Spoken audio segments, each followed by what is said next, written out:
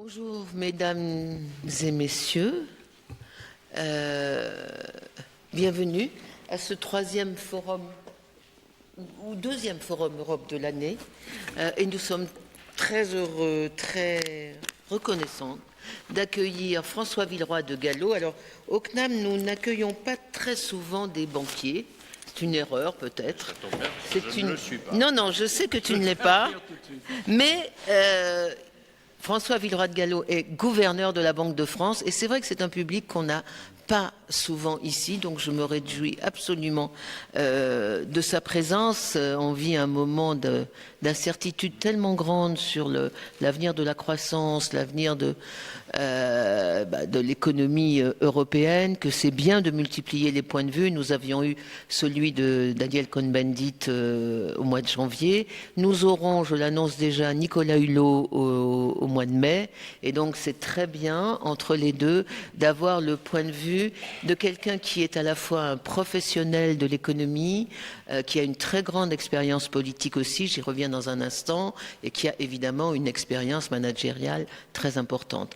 Et donc, je vais vous présenter, comme je le fais traditionnellement, donc rapidement la biographie de François Villeroy de Galhau. Donc, il est énarque, inspecteur des finances. Il est, si je ne trouve pas mon papier, ça n'ira pas. Donc, il a commencé sa carrière plutôt dans la politique, en étant le conseiller européen d'abord, je crois, du Premier ministre Pierre Bérégovoy en 1990. Il a été ensuite directeur de cabinet de Dominique Strauss-Kahn, ministre des Finances, en 1997, puis de son successeur Christian Sauter en 2000 jusqu'à 2003.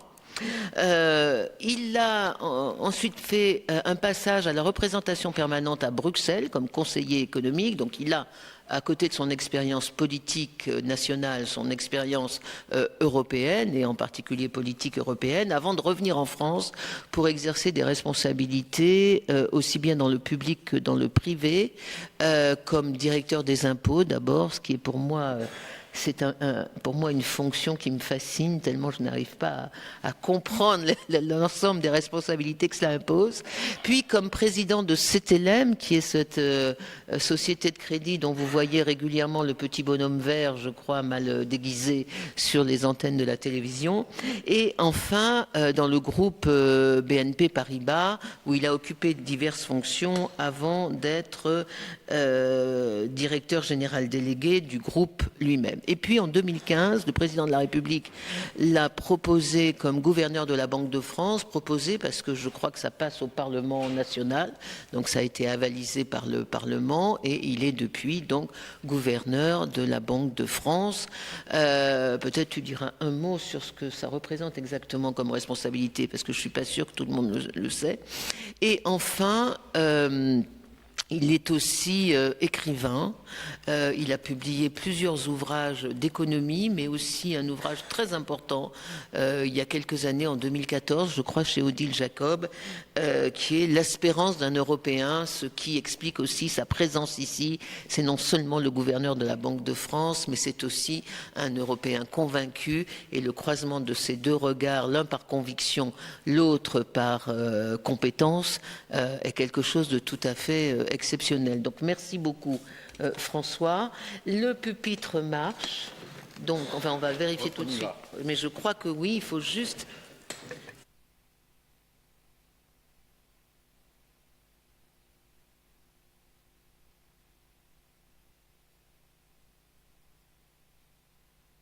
Voilà. Est-ce que du coup vous m'entendez? Ah ben alors tout va bien.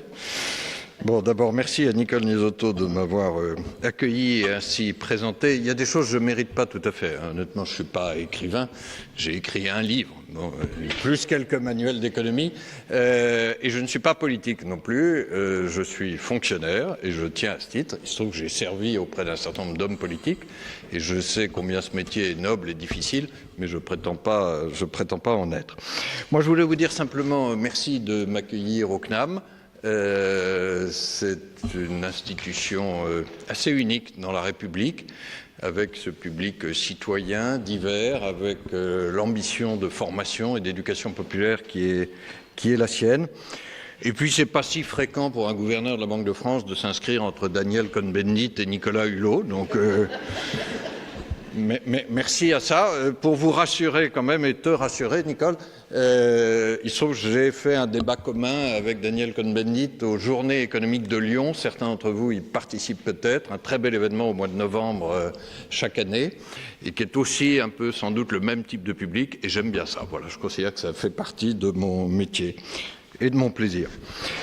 Alors, je ne sais pas si c'est pour mon plaisir, mais Nicole a proposé comme thème 2019 en Europe, l'année des dangers. Bon. Je crois qu'on est tous conscients qu'il y a évidemment beaucoup de dangers, ou à tout le moins d'interrogations lourdes qui pèsent autour de nous, et beaucoup ne sont pas dans l'ordre économique. De ce point de vue-là, je ne suis pas le plus qualifié pour parler des risques géopolitiques tels qu'ils ne cessent de monter. Et évidemment, M. Trump et la nouvelle administration américaine a sa part de responsabilité dans la montée des risques géopolitiques, mais ce n'est pas la seule. Il y a la rivalité qui monte entre États-Unis et Chine, quelles que soient les personnes. Il y a la Russie, il y a un certain nombre de foyers d'embrasement possibles, on les connaît tous.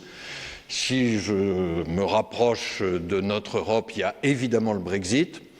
C'est le sujet sans doute le plus chaud aujourd'hui et pour cette raison-là, sans doute celui dont je parlerai le moins. Vous êtes conscient qu'à l'heure où nous sommes ici tranquillement réunis, Theresa May est avec les 27 dirigeants de l'Union européenne en train de négocier un report éventuel. Raison de plus pour ne pas en dire grand-chose cet après-midi. Et puis à l'intérieur même des 27, il y a des incertitudes politiques fortes. Je crois que si on regarde notre pays, évidemment, mais les pays autour de la France, il n'y a probablement pas un grand pays aujourd'hui qui soit à l'abri d'incertitudes politiques beaucoup plus fortes qu'il y a quelques années. C'est vrai de l'Italie avec ce nouveau gouvernement populiste. C'est vrai de l'Espagne qui pouvait apparaître plus stable, mais qui a des élections, comme vous le savez, fin avril, bon, très anticipées. Et c'est même vrai de l'Allemagne, qui a eu beaucoup de mal à constituer une coalition et dont certains prédisent périodiquement que cette coalition n'ira pas jusqu'à son terme, c'est-à-dire 2021.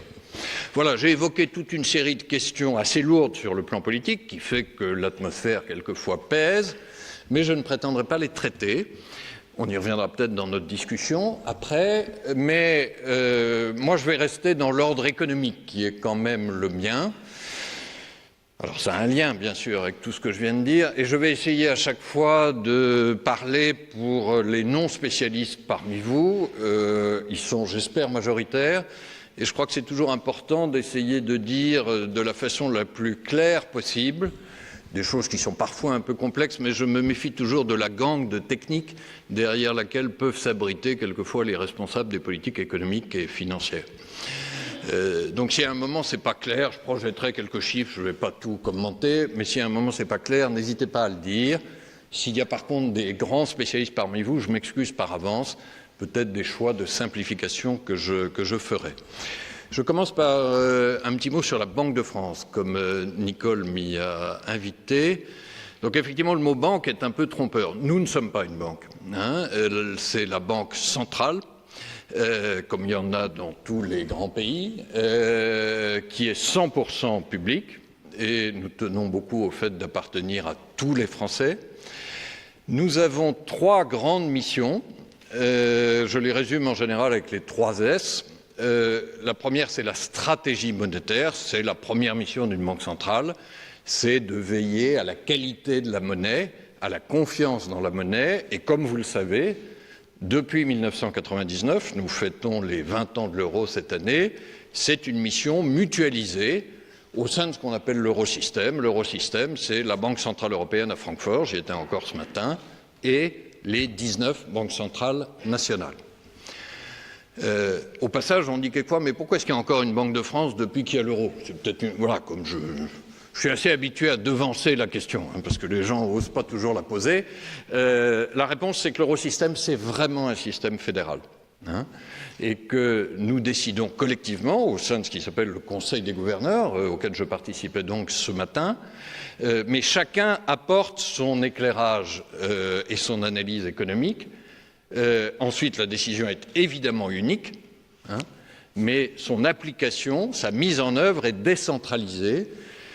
Et je pense, on pourra en reparler si vous voulez dans la discussion, que c'est probablement l'institution européenne qui aujourd'hui fonctionne le mieux dans cette relation entre un centre fort et puis 19 présences dans les pays au plus près du terrain.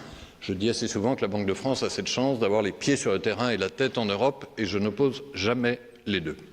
Ça, c'est le premier S. Le deuxième S, c'est stabilité financière ou supervision financière. Ça, c'est la surveillance des banques et des compagnies d'assurance. À travers, alors ce n'est pas directement la Banque de France qui le fait, c'est sa sœur. Enfin, de fait, je suis aussi président de ce qu'on appelle l'ACPR, un terme un peu barbare. L'ACPR, ça veut dire l'autorité de contrôle prudentiel et de résolution. C'est l'héritière de la commission bancaire, ce qui dit peut-être plus à certains d'entre vous. Simplement, on a rajouté les assurances et donc on a changé de nom. C'est évidemment une mission qui a été très renforcée depuis la crise financière de 2008-2009. Au passage, j'ai dit clairement que je n'étais pas banquier aujourd'hui, je l'ai été, et Nicole l'a rappelé avec mon passage chez BNP Paribas, même si j'ai fait la grande majorité de ma carrière dans le secteur public. J'ai évidemment coupé tous les liens avec mon ancienne banque, et je dis quelquefois que savoir comment une banque fonctionne, ça aide dans le dialogue et la surveillance, parce qu'il ne faut pas trop me raconter d'histoires sur les vraies difficultés des banques. Il y en a des vraies, mais il y en a qui peuvent être un tout petit peu plus artificielles dans le dialogue. Et puis le troisième S, c'est ce que nous appelons service à l'économie. C'est à la fois une visibilité plus forte et des missions moins connues. Je m'explique, une visibilité plus forte, c'est la présence du réseau de la Banque de France dans les départements, dans chaque préfecture en France. Il y a encore une succursale de la Banque de France, et tous ceux d'entre vous qui sont en province, en général, ont en tête un magnifique immeuble sur lequel il y a écrit Banque de France, y compris dans des sous-préfectures. Souvent, on me dit « mais comment ça se fait que vous êtes encore à Morlaix, à Dax ou à Verdun ?» La réponse est que nous n'y sommes plus, mais que nous y avons été dans l'entre-deux-guerres. Il y avait à l'époque 270 succursales de la Banque de France. On a un peu, évidemment, replié le réseau, on fait des gains d'efficacité, et heureusement, j'y tiens, mais nous tenons beaucoup aussi à maintenir une succursale par département, en proximité dans les territoires, tout en étant efficace et innovant. Et ces succursales, ce réseau, assure ses missions de service à l'économie, et là, vous allez voir, autant le réseau est visible, autant ses missions le sont peut-être un peu moins. Vous connaissez sans doute la mission vis-à-vis des familles, et notamment des familles les plus défavorisées. La plus grande mission, c'est le traitement du surendettement des ménages. Comme je n'y reviendrai pas, sauf si vous avez des questions après, je dis tout de suite une bonne nouvelle, dont on parle peut-être pas tout à fait assez, comme un certain nombre de bonnes nouvelles dans notre pays, c'est que le nombre de dossiers de surendettement, depuis 2014, diminue, enfin. Et ça, c'est l'effet d'un certain nombre d'efforts du législateur. Nous sommes à moins 40% de nombre de dossiers depuis 2014. Et on espère bien que ça va continuer. Toujours pour les ménages, il y a le droit au compte, et puis il y a toutes les missions autour de l'inclusion bancaire. Nous faisons notamment un très gros effort depuis l'année dernière sur la limitation des frais bancaires pour les publics les plus fragiles. Et puis au titre des services à l'économie, il y a aussi l'action vis-à-vis des entreprises, et en particulier des PME. C'est aussi l'idée d'être le plus tourné vers ceux qui ont le plus besoin de nous. Les grandes entreprises, elles n'ont pas besoin de la Banque de France, mais les PME, nous assurons un service de cotation qui leur permet d'avoir davantage de financement. Nous assurons la médiation du crédit, et puis on a créé depuis 2 ans des correspondants TPE. Voilà, on pourra revenir sur l'ensemble de ces missions, mais je tiens beaucoup à leur continuité. J'ai dit du terrain jusqu'à l'Europe.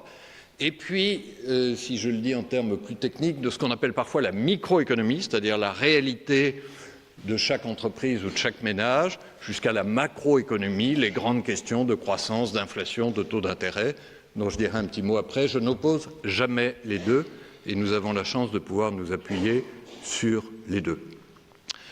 C'est 10 000 hommes et femmes qui sont pour un peu plus de la moitié, enfin une bonne moitié à Paris, pour 4 000 personnes dans le réseau dont j'ai parlé, et pour 1 000 personnes sur une dernière mission que je n'ai pas citée, mais qui est sans doute la plus visible pour vous tous, c'est l'impression, la fabrication et l'impression des billets. Voilà. Et les billets en euros sont pour bonne partie fabriqués en France. Il y a une papeterie à Vic-le-Comte et une imprimerie à Chamalières, à côté de Clermont-Ferrand. Voilà, vous savez à peu près tout sur la Banque de France, et j'en viens, si vous voulez bien, aux dangers économiques et aux questions économiques que nous avons en cette année 2019. Alors là, on va arriver à quelque chose de très très difficile.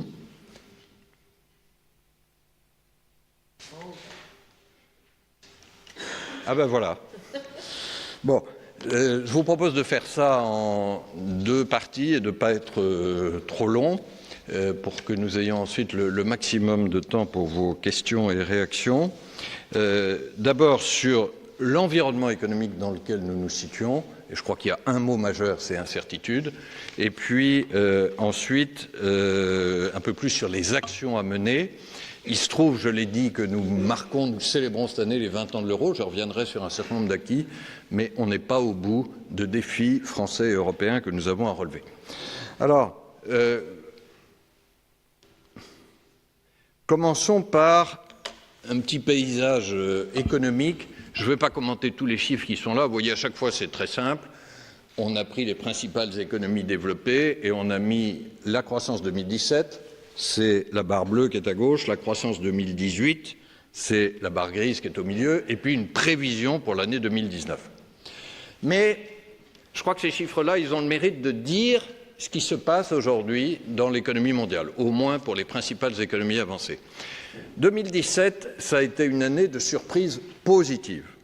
La croissance était extrêmement forte partout, beaucoup plus forte que prévu, et je dois dire pour l'Europe, c'était une année agréable, puisque vous voyez, on a tendance à penser que ça n'est jamais arrivé, mais c'est arrivé en 2016 puis en 2017, la croissance de la zone euro et même la croissance de la France supérieure à la croissance américaine.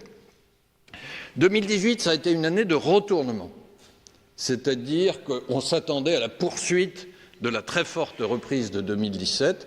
2017, c'est la plus forte année de croissance depuis 10 ans. Et 2018, au contraire, a été une année de déception. À part les États-Unis, j'y reviendrai, mais vous voyez que la croissance, tout en restant assez forte, 1,9 en zone euro a décéléré, et en France encore plus, on est passé à 1,5%. Et du coup, 2019 est une année de grande incertitude. Alors là, je vais rentrer un peu plus dans le détail des pays. Et puis on s'interrogera après pour savoir pourquoi il y a eu ce retournement 2018 et ces incertitudes négatives 2019. Je vais commencer par un pays qui continue à aller bien, au moins dans ses chiffres immédiats, sont les États-Unis. Alors là, il y a le dynamisme en soi de l'économie américaine, mais il y a surtout un côté un peu artificiel à la croissance américaine aujourd'hui, c'est la relance fiscale de M. Trump qu'il a décidé une fois arrivé, avec des baisses d'impôts massives pour les entreprises et assez significatives pour les ménages et surtout, soyons clairs, les ménages les plus favorisés. Je ne pense pas que ça corresponde à notre idéal d'équité ni même d'efficacité économique, j'y reviendrai dans un moment, mais à court terme, ça marche. Alors pour ceux parmi vous qui sont un tout petit peu plus spécialistes de politique économique, indépendamment même des aspects creusement des inégalités, etc., c'est extrêmement paradoxal sur le plan économique parce que Keynes et tous ses disciples l'ont dit depuis, il y a un consensus pour dire baisser les impôts ou augmenter les dépenses, ça a du sens quand vous êtes ce qu'on appelle en bas de cycle, c'est-à-dire quand la croissance est un peu insuffisante. M. Trump arrive, il trouve une croissance américaine déjà très forte et il remet énormément de charbon dans la machine en creusant les déficits. Et ça, c'était quand même relativement inédit. Ça marche à court terme, mais ça prépare plutôt des problèmes supplémentaires pour l'avenir. Ça accroît la dette américaine. Et c'est autant de marges de manœuvre qui ne seront pas disponibles le jour où la croissance américaine ralentira effectivement, probablement après 2020. Et au passage, ça creuse aussi le fameux déficit commercial américain. Donc il y a un paradoxe dans la politique de Trump, mais ce n'est pas le seul, c'est qu'il est extrêmement soucieux de diminuer le déficit commercial américain, mais sa politique budgétaire et de baisse d'impôts le creuse chaque jour. Vous avez peut-être vu que 2018 est une année de déficit commercial américain record. Voilà pour les États-Unis. Si je viens maintenant sur l'Europe, je commence par le pays qui est tout à droite. Vous voyez que la croissance au Royaume-Uni, ça c'est une prévision de l'OCDE, est attendue basse. C'est évidemment l'effet du Brexit. On rentrera un peu plus dans le détail tout à l'heure. À l'intérieur de l'Europe, l'Europe au sens zone euro, hein, très souvent quand je dirais Europe, c'est zone euro, je vais dire un mot des 3 principaux pays, en terminant par le nôtre. Italie d'abord. Italie, là malheureusement, il n'y a pas d'incertitude. L'Italie est à l'arrêt sur le plan de la croissance économique. L'Italie avait depuis pas mal d'années un problème de croissance trop faible, autour de 1% par an. Et là, depuis l'arrivée de ce nouveau gouvernement, alors pour diverses raisons, mais il n'en est pas totalement... et il n'y est pas totalement étranger, on est passé à une croissance zéro. Donc comptez que l'Italie est à croissance zéro. L'Allemagne. L'Allemagne, c'est la plus grande surprise de la fin 2018 et de cette année 2019. Quand je parle de retournement, ça s'est joué en Europe énormément sur la situation de l'Allemagne.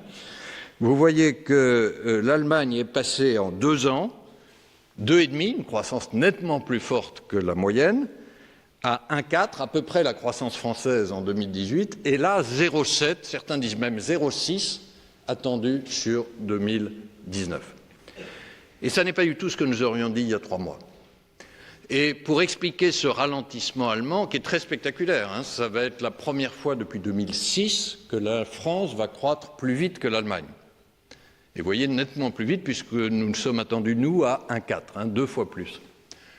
Pour expliquer ce ralentissement, il y a eu plusieurs raisons successives qui ont été avancées. Il y a des nouveaux problèmes de tests diesel. Vous savez, comme l'industrie automobile est importante en Allemagne, donc on a dit que les constructeurs automobiles ont eu du mal à s'adapter, donc vous en faites pas, ça va se disperser d'ici la fin d'année. On n'a rien vu se disperser. Il y a eu ensuite le niveau bas du Rhin. Je ne sais pas si vous avez entendu parler de cette explication. Il y a moins d'eau dans le Rhin, c'est un effet du changement climatique, et ça c'est mauvais pour l'industrie chimique allemande et le transport des péniches. Bon. Et en fait, il semble que derrière tout ça, la vraie raison, je vais y revenir dans un instant, c'est un ralentissement du commerce mondial, et notamment des exportations vers l'Asie. Et ça, c'est évidemment beaucoup plus ennuyeux parce que ce n'est pas une cause spécifique, ce n'est pas une cause temporaire. En tout cas, ça peut être durable. Alors la France, par rapport à ça, puisque je termine ce 3e grand pays de la zone euro, vous voyez que relativement, la France tire mieux son épingle du jeu avec une croissance qui baisserait peu, de 1,5 à 1,4, entre 2018 et 2019. Pourquoi est-ce que la France résiste mieux? Il y a essentiellement 2 raisons. La première, c'est que la France est moins exposée à l'Asie et au commerce mondial. Alors d'habitude, c'est plutôt un handicap quand l'Asie va très bien, mais aujourd'hui, alors que le commerce mondial, on va y venir tout de suite, est un facteur de freinage, le fait d'être moins exposé est plutôt un avantage. C'est évident par rapport à l'Allemagne, c'est même vrai par rapport à l'Italie, qui a une part d'exportation, notamment les machines-outils de Bologne, etc., qui est plus importante que la nôtre vers l'Asie. Et puis, il y a une raison positive, quitte à vous surprendre, j'y reviendrai dans un instant, c'est qu'il y a aujourd'hui beaucoup de pouvoir d'achat dans l'économie française. Alors, je sais que ça peut surprendre alors que nous sommes en plein mouvement des Gilets jaunes et qu'il y a une forte revendication de pouvoir d'achat, mais on y reviendra tout à l'heure. Il y a une croissance du pouvoir d'achat par habitant attendue autour de 2% cette année. Voilà, pardon d'avoir évoqué pas mal de chiffres dans ce paysage des taux de croissance, mais alors on pourrait dire un taux de croissance, c'est abstrait, quel est l'intérêt, etc. C'est quand même formidablement concret ensuite dans la vie des personnes. C'est formidablement concret sur le pouvoir d'achat, et il y a des attentes fortes là-dessus. C'est formidablement concret aussi sur l'emploi et donc sur le chômage. Comptez ce que je vais dire comme un ordre de grandeur, mais à une croissance qui passe à 1% ou moins, le chômage recommence à augmenter. À une croissance qui est, mettons, entre 1 et 1,5, nous pouvons continuer à baisser notre chômage et évidemment, plus la croissance est forte, plus le chômage baisse vite. Donc, c'est des chiffres, mais c'est des chiffres derrière lesquels se joue la vie concrète de millions d'hommes et de femmes et se joue aussi la cohésion sociale. Alors, je vais ensuite faire un petit zoom sur 3 grands risques qui pèsent un peu sur, quand on dit l'année des dangers, compter 3 dangers économiques potentiels. Je ne prétends pas avoir des certitudes dans cet environnement incertain. Le premier, j'y ai fait allusion à propos du ralentissement allemand, c'est le très fort ralentissement du commerce mondial. Regardez essentiellement la courbe noire. Ça, c'est l'évolution du commerce mondial telle qu'on la suit mois par mois. Et vous voyez que la plongée dans la fin de 2018 est très spectaculaire. très spectaculaire. Elle est d'autant plus spectaculaire que traditionnellement, enfin d'habitude, en tout cas, le commerce mondial va plus vite que la croissance mondiale. Et là, le commerce mondial a ralenti de façon très spectaculaire. Nous ne savons pas encore complètement expliquer ce phénomène. Mais il y a deux candidats centraux à l'explication. Le premier, c'est les menaces protectionnistes de M. Trump. Alors, il n'a pas encore remonté beaucoup les fameux tarifs douaniers. Donc, il n'y a pas d'effet mécanique. Mais par contre, il a créé beaucoup d'incertitudes. Et si vous êtes un industriel et que vous devez développer votre usine dans tel pays qui est menacé par M. Trump, vous hésitez à faire votre investissement. Alors, on pourra avoir le débat sans doute sur le protectionnisme et le libre-échange. Je crois que le libre-échange doit être encadré par des règles, mais que le protectionnisme, toujours et partout, est mauvais non seulement pour la croissance économique, mais aussi pour la cohésion et l'équité sociale, parce que le protectionnisme frappe toujours les plus faibles, c'est les consommateurs les plus pauvres des pays riches et c'est les producteurs des pays pauvres. En tout cas, les menaces protectionnistes portent une part de responsabilité dans ce ralentissement de l'économie mondiale. Et puis, il y a un deuxième facteur qui est ce qui se passe en Chine. Alors, je vais juste l'évoquer à propos de la partie jaune de ce slide. On a essayé de décomposer le ralentissement du commerce mondial, vous voyez, par zone géographique. Je ne vais pas commenter les autres zones, mais ce qui frappe, évidemment, c'est la part très importante de l'Asie dans la croissance du commerce mondial dans les mois précédents. Et puis, vous voyez que cette part de jaune fond de façon assez spectaculaire sur la fin 2018. Ça peut être l'effet du protectionnisme, qui s'applique aussi à l'Asie, mais il y a un ralentissement propre, spécifique à l'économie chinoise, qui est très difficile à estimer parce que les démocraties ont beaucoup de défauts, si je peux dire comme ça, mais elles ont au moins une transparence statistique et une assez grande clarté du débat. Sur les statistiques chinoises, il y a une question. Vous savez que la croissance chinoise, elle est entre 6 et 7% officiellement aujourd'hui, ce qui nous paraît des chiffres magnifiques par rapport au 1,5 ou 1 que j'évoquais tout à l'heure. Mais par rapport aux besoins aujourd'hui de transformation de la Chine, la migration des populations rurales vers les villes, etc., un seuil de 6% est considéré comme un seuil sensible. Et il est probable qu'aujourd'hui, la Chine, la réalité de l'économie chinoise n'est pas très loin de ce seuil. Et donc ça, c'est une très grande question, parce que la croissance chinoise a beaucoup contribué à la croissance mondiale. Premier risque, premier danger.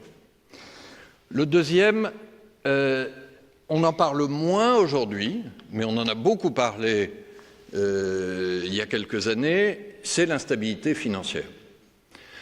Alors, je ne vais pas prétendre vous faire de pronostic ici sur quelle est la probabilité d'une crise financière et d'où elle viendrait.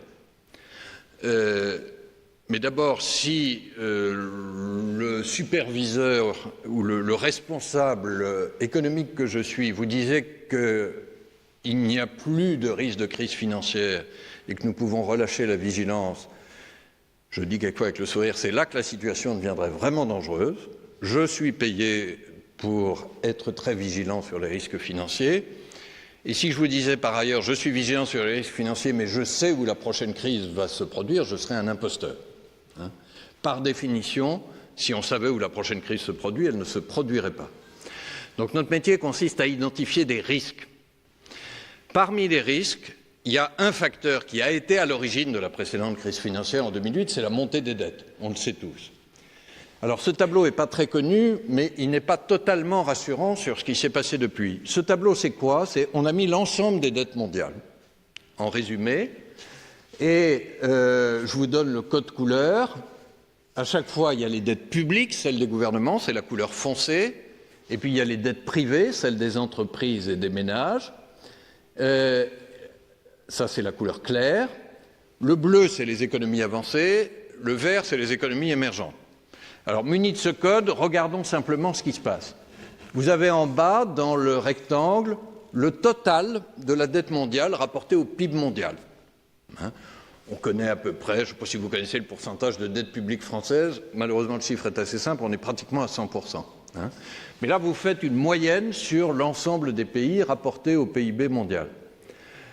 Alors, l'alerte qu'on peut avoir, c'est qu'on regarde ce qui s'est passé avant la crise, entre 2001 et 2007, et vous voyez que la dette avait fortement cru, d'à peu près 190% du PIB mondial, tout compris, dette publique et dette privée, jusqu'à peu près 210%. Mais malheureusement, le mouvement a continué depuis. Alors il s'est un petit peu ralenti. On a fait en 9 ans, vous le voyez, la même croissance qu'on avait fait précédemment en 6 ans.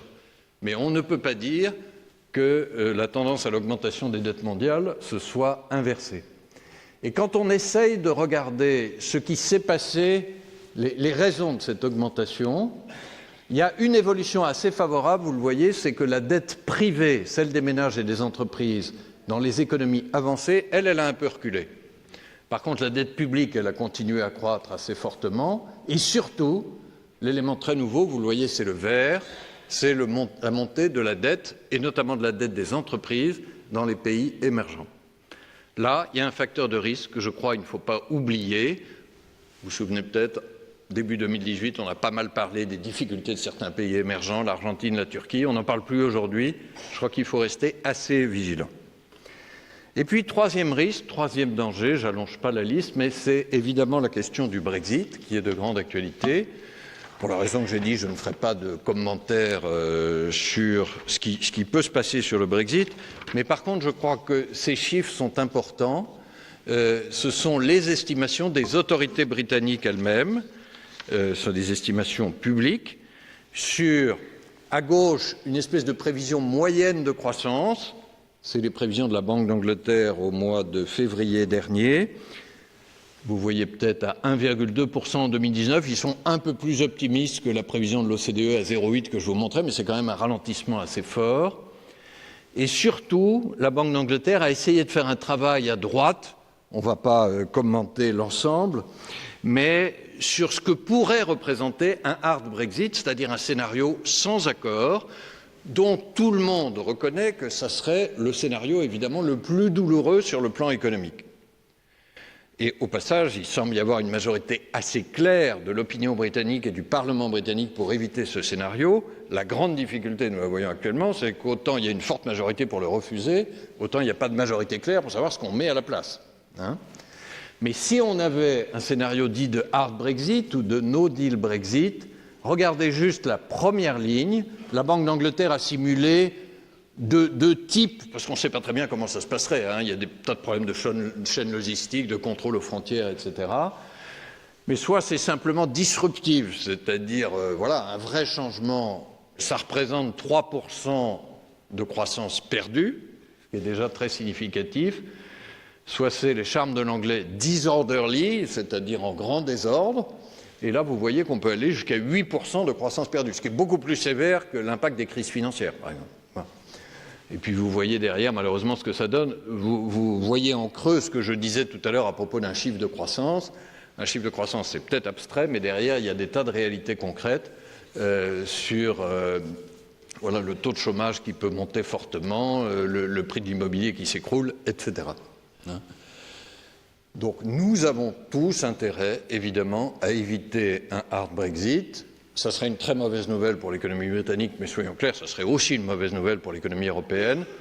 Comptez juste qu'en général, on estime que les effets pour l'Europe seraient 4 à 5 fois moindres que les effets pour l'économie britannique. Pourquoi 4 à 5 fois moindre? Parce que c'est simplement la taille respective des exportations, l'importance des exportations vers l'Europe pour l'économie britannique, c'est 4 à 5 fois supérieur à l'importance des exportations de l'Europe vers la Grande-Bretagne. Mais même divisé par 4 ou 5, vous voyez que ça peut faire des effets négatifs assez sensibles. Alors je vais terminer par cet élément... Pardon, je suis parti dans le mauvais sens.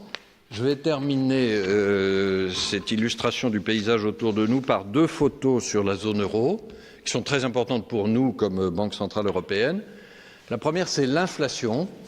Alors, l'inflation, tant qu'elle ne s'emballe pas, je pense qu'on en parle moins. C'est une question tout à fait importante pour nous comme Banque centrale européenne, parce que c'est ça notre mandat. Et le mandat qui nous a été confié démocratiquement dans le cadre des traités, c'est ce qu'on appelle la stabilité des prix, qui a été définie comme une inflation. La stabilité des prix, ça n'est pas l'inflation zéro, je le souligne au passage, et il y a des bonnes raisons économiques pour cela, on pourra y revenir si vous le souhaitez. C'est une inflation un peu inférieure à 2%, faiblement positive, en moyenne. Il y a des variations assez fortes du prix du pétrole, à un instant donné, on peut être au-dessus de 2 ou nettement en dessous de 2, mais nous regardons ça en moyenne. Vous voyez que par rapport à ça, regardez juste la colonne de gauche, là, qui est en haut, on est tout compris à 1,5%. Et si on neutralise le prix du pétrole, qui a plutôt eu tendance à monter sur les 2 dernières années, vous voyez qu'on est même seulement à 1. Donc, il n'y a pas, nous ne sommes pas à la cible, la bonne température économique qui serait une inflation proche de 2%.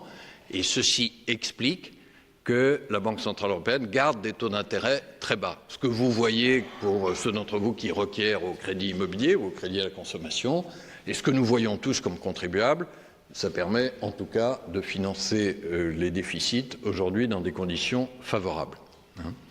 Nous devions absolument le faire quand on avait une menace de déflation, c'est-à-dire d'inflation négative, qui est une très grave maladie de l'économie. C'était encore le cas il y a 3 ans. Et nous devons continuer à le faire avec des moindres proportions tant qu'on n'est pas à cet objectif de stabilité des prix qui nous a été confié. Alors, dernier élément, est évidemment tout à fait clé parce que c'est la résultante de toutes les composantes de bonne santé de l'économie que j'évoquais jusqu'à présent. Qu'est-ce qui se passe sur le plan du taux de chômage ? Grâce aussi à cette politique monétaire très favorable, c'est-à-dire des taux d'intérêt très bas, c'est bon pour la croissance économique et c'est bon pour l'emploi. La zone euro a créé, depuis 2013, 10 millions d'emplois. Ça, c'est une performance absolument record. La performance française est un peu en décalage, vous le voyez avec la courbe bleue, parce que le taux de chômage était monté moins haut, mais il baisse moins vite. Elle est néanmoins assez remarquable si on se concentrait sur les 3 dernières années, c'est-à-dire 2016-2018. Je vous donne un chiffre qui est assez spectaculaire. L'économie française, depuis 3 ans, a créé près de 800 000 emplois. Ça, nous ne l'avions pas vu depuis très longtemps. Voilà notre environnement économique, donc des acquis, on le voit notamment là-dessus, qui sont assez forts, mais des incertitudes qui le sont au moins autant, avec un retournement de 2018 qui n'est pas favorable. Alors, voilà l'environnement dans lequel nous sommes et que par définition, nous ne choisissons pas.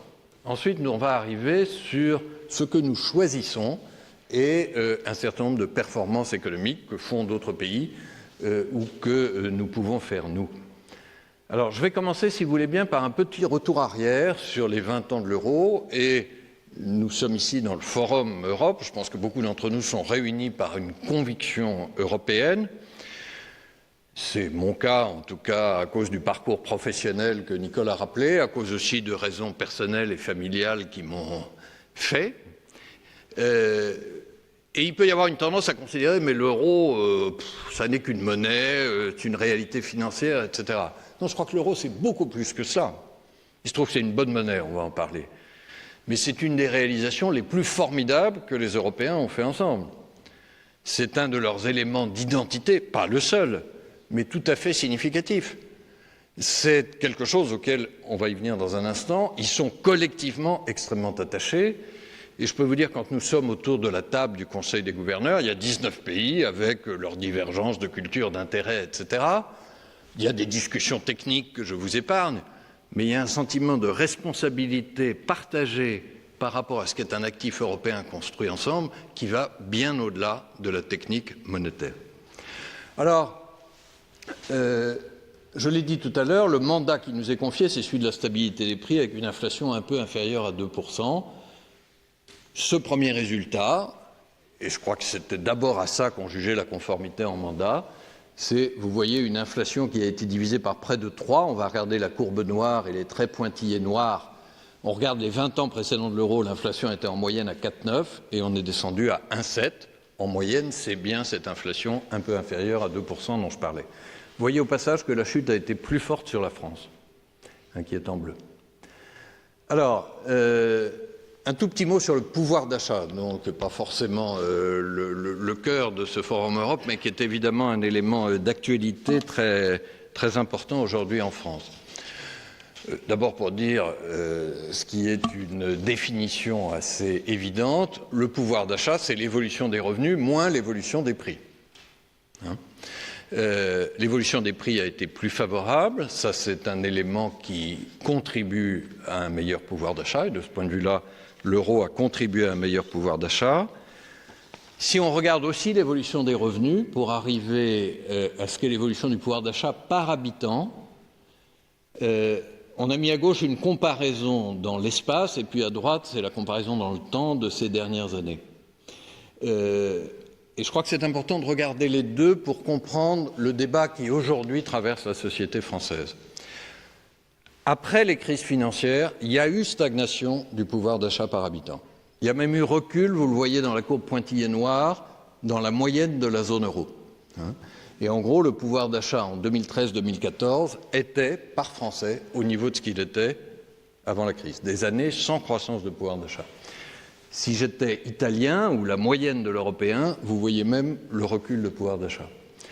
Nous sommes depuis 2015, pour des raisons diverses, on pourra rentrer dans les détails, l'inflation a été faible certaines années, l'évolution de l'emploi a été favorable d'autres années, l'évolution des salaires ou des impôts a pu jouer, mais nous sommes en phase d'accélération de ce pouvoir d'achat par habitant.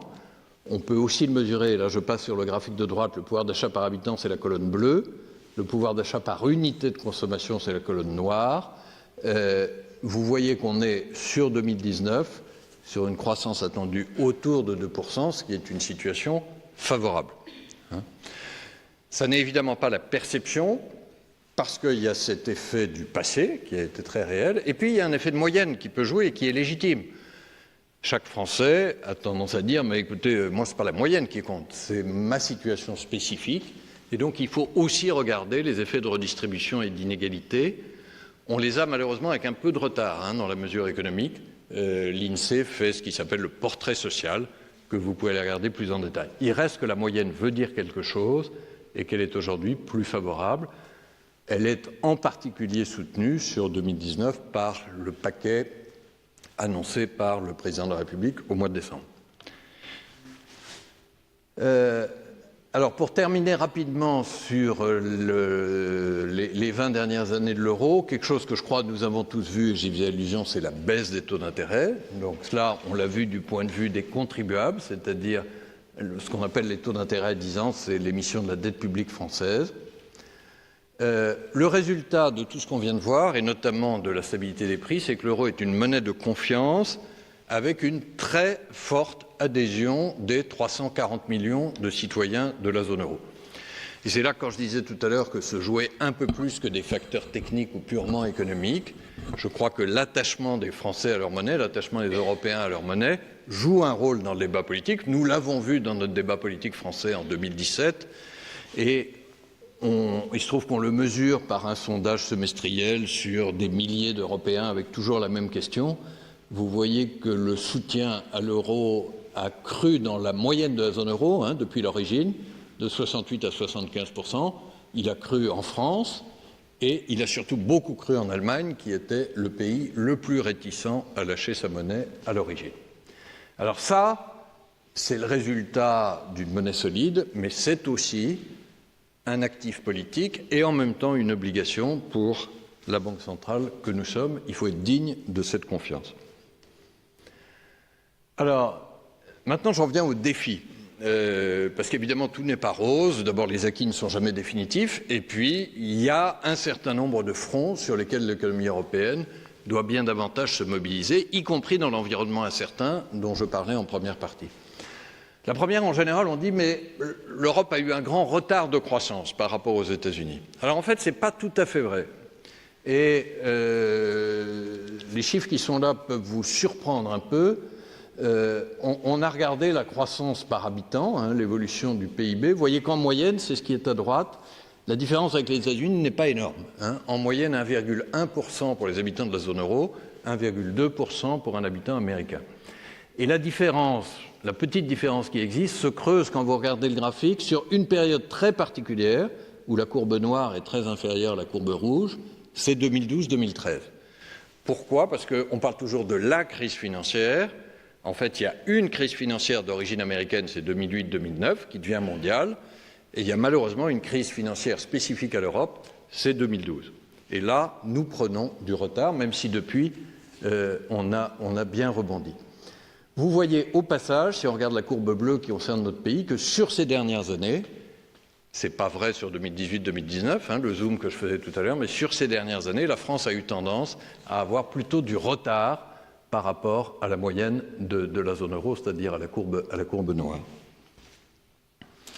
Alors, on en arrive justement sur ce retard français et comment on peut faire pour avoir davantage de croissance, davantage d'emplois, davantage de pouvoir d'achat. Ça, c'est le cœur du débat de politique économique dans notre pays. Je ne prétends pas du tout l'épuiser. Mais je vais émettre les plus grands doutes sur une thèse qu'on a souvent, consistant à dire mais c'est parce qu'on ne fait pas assez de relance budgétaire et on fait trop d'austérité. Ça n'est pas vrai. Voilà. Ça n'est pas vrai parce que la France a fait des déficits budgétaires extrêmement importants depuis 20 ans, se trouve aujourd'hui avec un niveau de dette publique à près de 100% du PIB, ce qui au passage pose un vrai problème de solidarité intergénération. Je vais le dire de façon très concrète. Quand moi j'avais 20 ans, alors vous pouvez dire que c'est il y a très longtemps, je vais vous dire l'année, 1980. Non, je triche un peu parce que c'était 1979, mais accordez-moi cet arrondi. Je viens au passage de passer une dizaine, voilà, certains d'entre vous derrière eux et d'autres devant eux.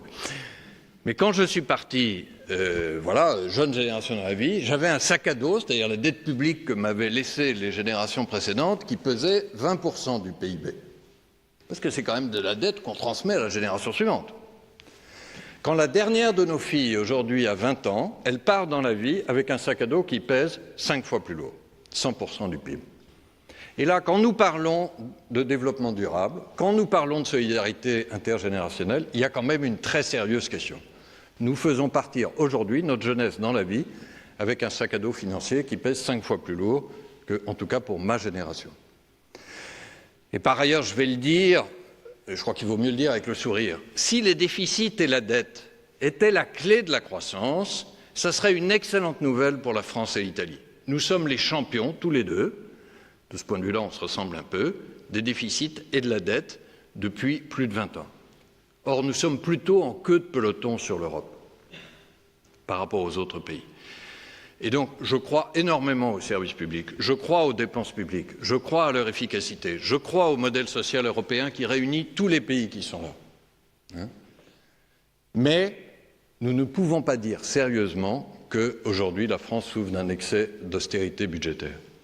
Et donc, si ça n'est pas le déficit et la dette qui fait la différence, si ça n'est pas la monnaie, puisque nous avons tous la même monnaie, ce sont les réformes. Et je trouve que c'est plutôt une bonne nouvelle sur le plan du débat démocratique. Les réformes, ça n'est jamais simple, mais ça procède d'un débat politique national. Chacun des pays que vous voyez là à droite, il y a des pays du nord, du sud de l'Europe, il y a des pays de majorité politique différentes, il y a des pays qui ont fait des choses assez différentes sur le plan des réformes, mais ils ont en commun d'avoir pratiqué ces réformes de façon tenace, et vous voyez qu'ils ont fait nettement mieux que la moyenne sur les 3 dernières années, en termes de croissance, c'est ce qui est à gauche, et en termes d'emploi. Ce n'est pas facile de faire les réformes, mais l'expérience de tous nos voisins, c'est que c'est efficace, c'est ça qui est le plus efficace sur la croissance et sur l'emploi, et que c'est compatible avec le modèle social européen qui nous réunit. Nicole a eu la gentillesse tout à l'heure de faire allusion à ce livre que j'ai écrit qui s'appelait « L'espérance d'un Européen », qui m'anime toujours aujourd'hui. Une des raisons pour lesquelles je crois à l'Europe, une des raisons qui, je crois, fait l'identité de l'Europe, c'est ce modèle social européen. On n'en parle jamais, on a même tendance quelquefois à en avoir un peu honte. Moi, je crois que nous pouvons en être fiers. C'est des services publics forts, y compris dans l'éducation. C'est une redistribution fiscale et sociale forte. Et c'est un droit du travail qui peut être différent selon les pays, mais qui est beaucoup plus développé qu'aux États-Unis ou ailleurs. Regardez la cogestion allemande ou les divers pays européens. Et ce que dit ce graphique, c'est que ce modèle social auquel nous tenons tous, il y a une immense majorité des Français, quelles que soient leurs préférences politiques, il y a une immense majorité des Européens, quel que soit leur pays, il est compatible avec le succès économique.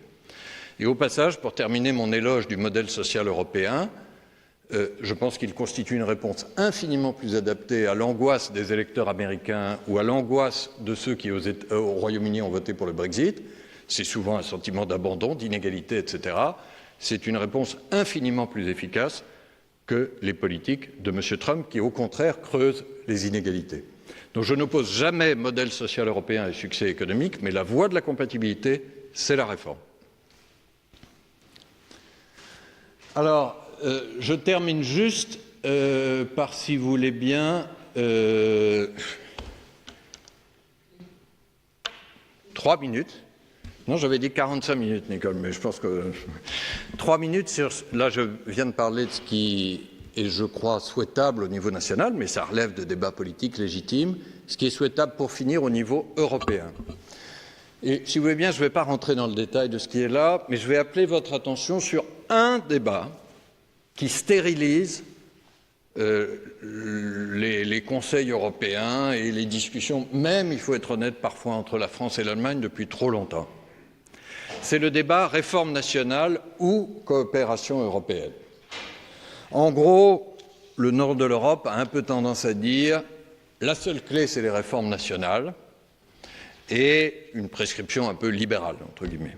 Et le sud de l'Europe a un peu tendance à dire non, non, la clé, c'est la coopération européenne et commencer par faire une relance en Allemagne ou davantage de solidarité, etc. Et ce n'est pas nous qui sommes responsables de notre propre situation. Cette grille de lecture, je viens de le dire de façon très simple, mais vous pouvez lire beaucoup des débats de politique économique européenne depuis longtemps avec cet affrontement-là. Je vais dire quelque chose d'ultra simple, mais qui est une conviction extrêmement forte. Sortons de ce « ou », nous avons besoin du « et ». Réforme nationale et coopération européenne. Évidemment, il faut davantage de réformes nationales. Si un pays ne fait pas ce qu'il faut, pour citer un exemple évident de réforme sur l'éducation, la formation professionnelle, l'apprentissage, eh bien, il ratera toutes les opportunités de croissance et d'emploi. Et ça, ce n'est pas la coopération européenne qui va combler le déficit de formation d'un pays. Mais les réformes nationales ne suffisent pas. Et quand un pays rencontre des difficultés spécifiques, c'est l'intérêt de tous de l'aider par des mécanismes de partage des risques.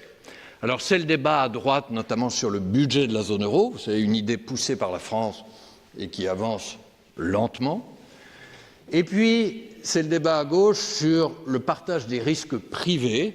Alors, je vais juste illustrer ça avec le slide suivant. Parce que ça, c'est quelque chose dont on parle beaucoup plus rarement et qui, je crois, est au moins aussi important et plus facilement mobilisable. Et je termine par ça, si vous voulez bien, parce que c'est une bonne nouvelle, sans doute cachée. Il se trouve que la zone euro a une ressource extrêmement abondante qu'elle n'utilise pas bien, c'est l'épargne privée. Il y a 340 milliards d'euros chaque année d'épargne des Européens qui va s'investir en dehors de la zone euro. Pour les économistes parmi vous, c'est l'équivalent de l'excédent extérieur de la zone euro. Et pourtant, face à ces ressources qui sont à gauche, là en bleu clair, nous avons à droite, en vert, des besoins considérables d'investissement. Je ne fais pas du tout partie de ceux qui disent l'Europe a saturé ses besoins. Non, évidemment, on a des besoins considérables associés à la digitalisation de l'économie et à l'innovation. On a des besoins considérables associés au développement de nos PME qui manquent de fonds propres. On a des besoins considérables associés à la transition énergétique.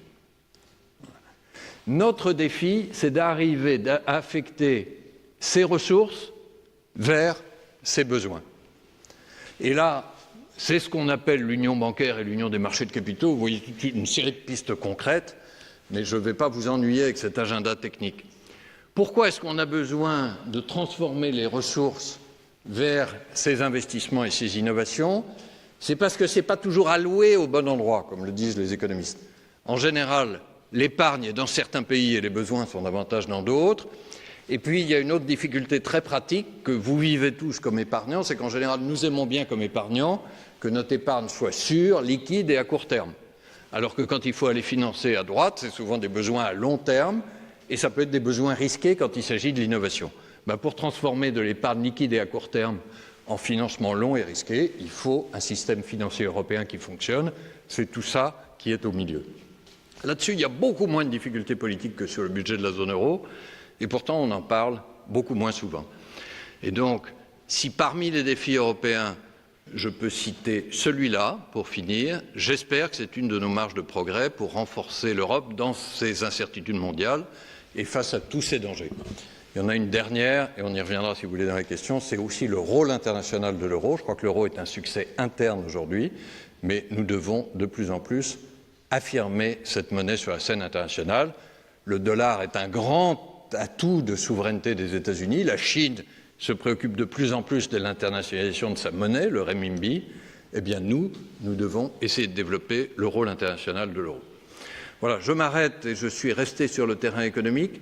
Ce que je veux simplement dire, c'est qu'à travers l'adhésion des Européens à leur monnaie, à travers la préparation de l'avenir sur tout ce qui est à droite là sur ce slide, à travers un plus grand rôle international de l'euro, je crois qu'on retrouve les questions géopolitiques que j'évoquais au départ.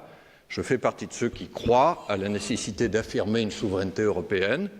Nous l'avons fait sur le plan monétaire, beaucoup plus encore que vous ne l'imaginez. Si je peux vous en donner une traduction très concrète, quand il y a des forums internationaux de G7, des G20, je participe à un certain nombre d'entre eux, parce qu'il y a pas mal de formats, ministre des Finances, gouverneur. Je peux vous dire, quand un Européen parle, fût-ce le ministre des Finances allemand, les autres écoutent poliment. Mais quand Mario Draghi prend la parole et parle au nom de l'Europe entière avec la force de l'euro, le monde entier écoute l'Europe. Illustration de plus que se joue ici beaucoup plus que des techniques monétaires et financières, se joue une souveraineté européenne et je crois un peu une espérance européenne, même si ça ne l'épuise pas. Merci beaucoup.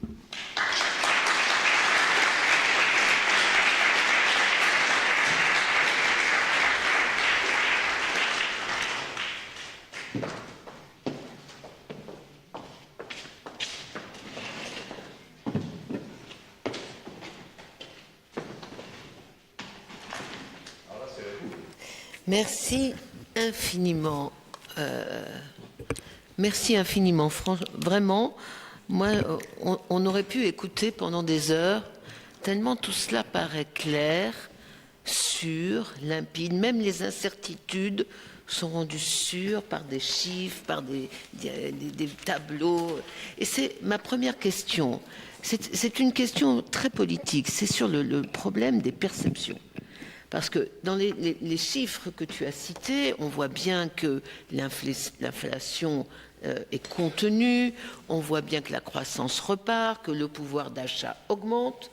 Or, la perception d'une majorité d'Européens, et en particulier d'une majorité de Français, c'est l'inverse.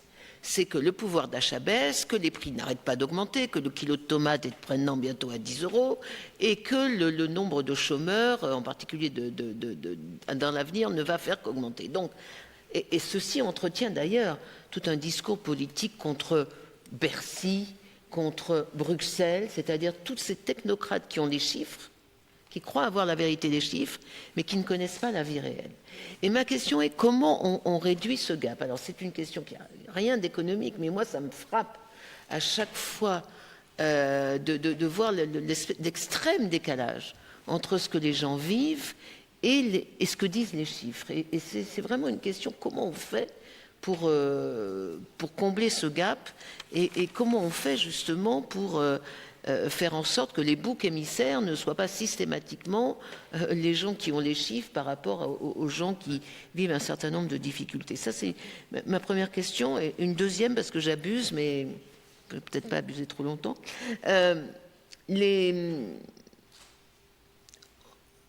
On a partout en Europe des mouvements de contestation politique. En France, ça s'appelle les Gilets jaunes, mais en Europe, ça s'appelle les mouvements populistes, extrême droite, etc., les 5 étoiles en Italie. Aux États-Unis, ça s'appelle les électeurs de Donald Trump.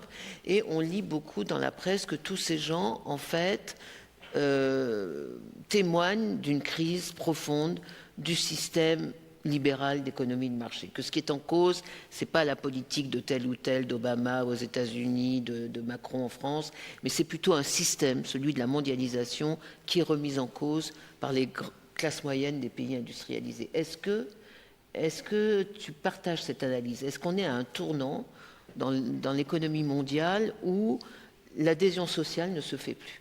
Voilà, c'est deux questions très simples. C'est très simple. Oui. Il faut chaque fois que tu réponds, il faut appuyer. Voilà. C'est le petit bouton bleu. Alors je m'excuse, je vais essayer de répondre de façon très rapide pour qu'on ait le temps de la discussion. Et du coup, je ne suis pas sûr que mes slides méritaient des heures, mais cette question-là mériterait. J'ai envie de dire 2-3 choses très vite. Premièrement, je ne prétends pas du tout que tout aille bien dans l'économie française. Et je crois que nous avons plutôt des bonnes nouvelles sur le pouvoir d'achat ou la croissance qui résiste mieux qu'ailleurs. Nous avons des très mauvaises nouvelles maintenues sur le chômage. Et je trouve qu'on n'en parle pas assez aujourd'hui. Et vous l'avez vu à propos de la courbe que j'ai évoquée rapidement, mais il se trouve, alors les économistes appellent ça le chômage structurel, mais oublions le jargon, il se trouve que le taux de chômage en France a un mal fou à descendre sous 9%. 9%, ça fait quand même 2 500 000 chômeurs, dont un certain nombre de longue durée. On sait le drame que ça représente. 2 500 000 personnes qui, au moins sous cet angle-là, se sentent exclues de la société et certains durablement. On ne peut pas se résigner à ça. Et là, je vais le dire avec un peu de gravité, je le dis à titre personnel, si jamais il y a des journalistes, parce que je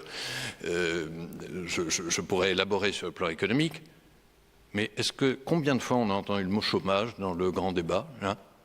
Combien de fois on l'a entendu depuis le début de la crise des Gilets jaunes? Le premier drame français, c'est celui-là. Hein? Et je pense que la solution, j'ai beaucoup insisté sur éducation et formation, et nous payons aussi ça dans la division sociale dont tu parlais, en France et ailleurs. Hein? Alors après, sur la question des experts face à l'opinion, hein, je résume comme ça, et je pense que ta première question et la deuxième sont très liées là-dessus. Moi, je crois qu'il faut prendre l'opinion avec le plus grand respect. Et le très mauvais réflexe de l'expert serait de dire, écoutez, c'est moi qui ai raison, vous comprenez rien, et je reviens avec mes slides, et si vous voulez pas de mes slides, tant pis, je repars dans ma tour d'ivoire, et je vais continuer à faire ce que je crois bon pour vous. Non, ça, c'est pas la démocratie, et c'est pas respecter les personnes. Hein? Alors, on ne va pas changer de conviction. Moi, ce que je vous ai dit là, j'y crois. Et j'y crois parce que c'est aussi fondé sur beaucoup d'analyses. Quand je vous ai montré, vous vous souvenez, peut-être la planche la plus importante, c'est les pays qui réussissent en Europe. Hein? Eh bien, c'est la réalité. J'étais au Portugal il y a 15 jours, ce pays a beaucoup souffert, mais il va mieux aujourd'hui, nettement mieux. C'est d'ailleurs entre nous, permettez-moi ce clin d'œil, le seul Premier ministre socialiste populaire en Europe, M. Costa. Il y a des élections au Portugal là, à l'automne 2019, vous ne savez peut-être pas, il s'apprête à être élu triomphalement. Il est socialiste. Alliance, d'ailleurs, avec la gauche plus radicale au Portugal. Hein? Donc, on ne va pas changer de conviction, mais je crois que c'est extrêmement important d'engager le dialogue et d'être à l'écoute des questions de l'opinion. Et j'en dirais deux, je veux dire une de forme et une de fond. Et pardon, je fais extrêmement court. La question de forme, c'est que l'opinion dit, moi je veux être partie prenante du débat, je ne vous crois pas les yeux fermés. Hein? Et donc vous allez m'expliquer. Et puis s'il y a plusieurs sources d'information, je veux les avoir. Eh bien acceptons ça. Et puis là-dedans, il y a un certain nombre de fake news. Je peux vous dire, pour la Banque de France, on en a régulièrement. Je ne sais pas si je vous en cite une que vous avez peut-être entendue depuis un mois, c'est qu'on allait vendre l'or de la Banque de France. Oui. Voilà. Fantasme total, fake news absolue. Ben voilà, il faut répondre sur l'or de la Banque de France. Puis le temps qu'on passe à répondre sur l'or de la Banque de France, on ne parle toujours pas du problème du chômage. Hein. Ça ne fait pas avancer le schmilblick, mais on répond. Mais au-delà des fake news, il y a un besoin de compréhension qui se manifeste peut-être par la défiance, mais qui est éminemment respectable. Et puis la deuxième remarque sur le fond, et je m'arrête là, c'est que dans ce que dit l'opinion, il y a aussi des choses auxquelles il faut faire attention. Et là, je viens à ta deuxième question sur une espèce d'opinion publique mondiale. Je vais ultra simplifier, mais je crois que l'opinion publique mondiale, elle a dit quelque chose, même les électeurs de Trump. C'est les inégalités, ça compte pour nous. Voilà. Et de ce point de vue-là, la vulgate libérale, il y a des tas de choses bien dans le libéralisme, mais pardon, je succombe à la facilité des étiquettes consistant à dire ça compte pas. Eh bien, je pense que c'est faux. Voilà, c'est faux pour la cohésion d'une société, c'est même faux pour l'efficacité économique dans la durée. Mais il y a d'autres réponses à cette question des inégalités que certaines politiques simplificatrices populistes. Voilà. Et donc, acceptons ce débat, écoutons des questions qui sont a priori toutes légitimes et dont certaines sont très bienvenues pour faire avancer le débat, et puis réinventons des formes de démocratie. Et ça, je reconnais que c'est le plus compliqué parce que on n'est pas tous de la génération réseaux sociaux, en tout cas moi j'en suis pas. Voilà, quand vous arrivez avec votre conviction et vos chiffres dont vous êtes sûr, et vous heurtez d'abord à un océan de défiance, je ne vais pas dire que c'est très agréable. Mais il faut l'accepter parce que je crois que ça fait partie du respect pour les gens qui sont en face de nous. Je demande simplement une chose, c'est qu'on m'écoute et qu'on accepte de considérer que je ne suis pas un menteur a priori. Mais enfin, j'espère que ce n'est pas trop demandé. Alors, dans la salle maintenant, alors monsieur là.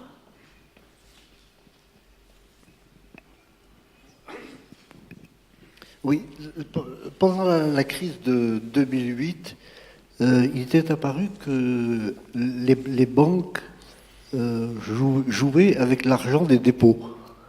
Et il y avait un projet qui consistait à introduire une cloison étanche entre les dépôts des épargnants et l'argent qui appartenait à la banque.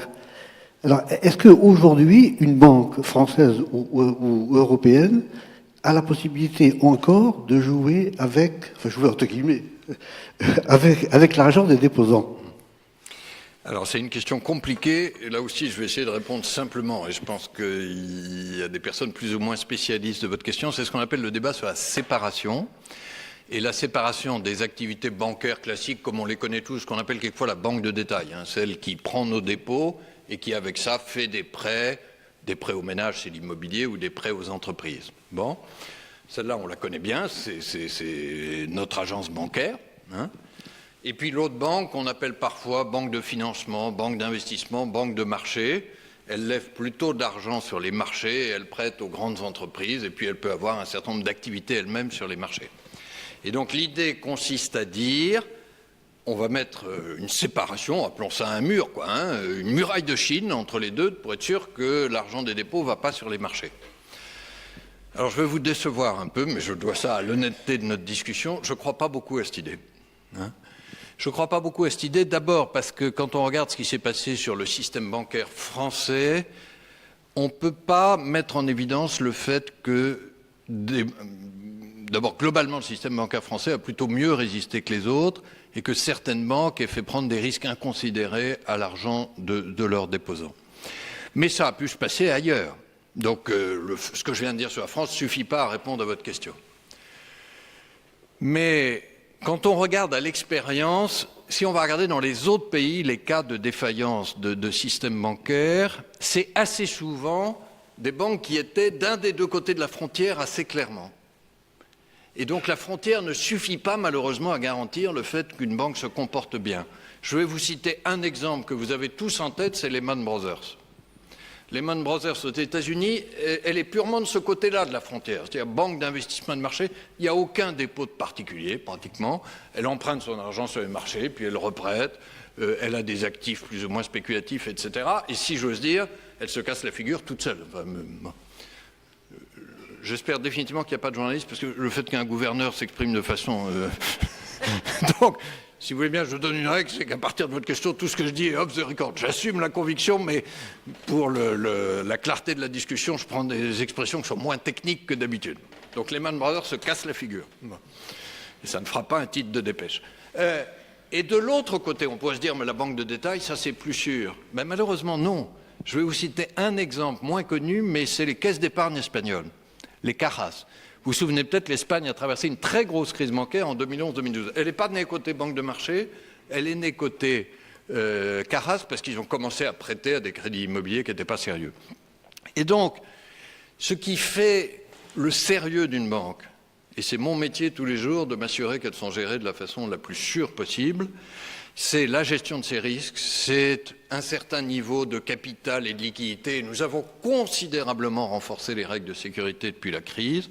Vous avez qu'à écouter les protestations des banques pour voir que là, vraiment, on a beaucoup durci les règles. Ce n'est pas le fait de dire elle fait telle activité plutôt que telle autre.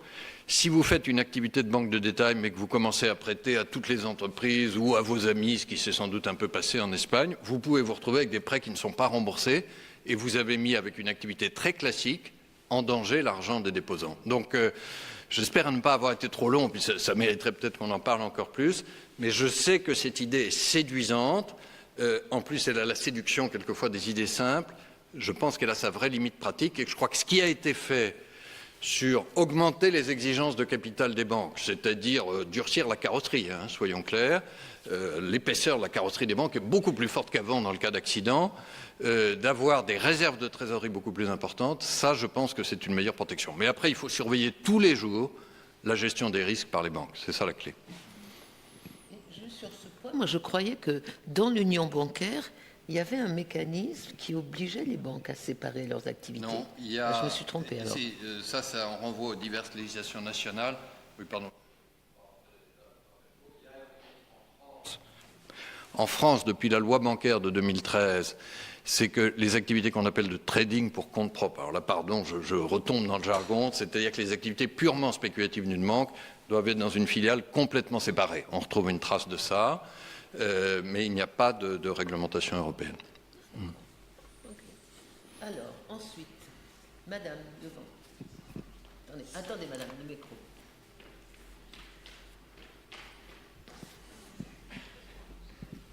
Merci.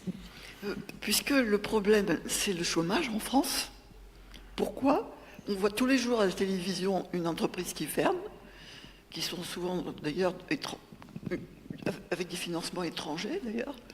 Pourquoi la France s'est désindustrialisée pendant des décennies pendant qu'on faisait l'euro, alors que ça aurait dû aider? Et pourquoi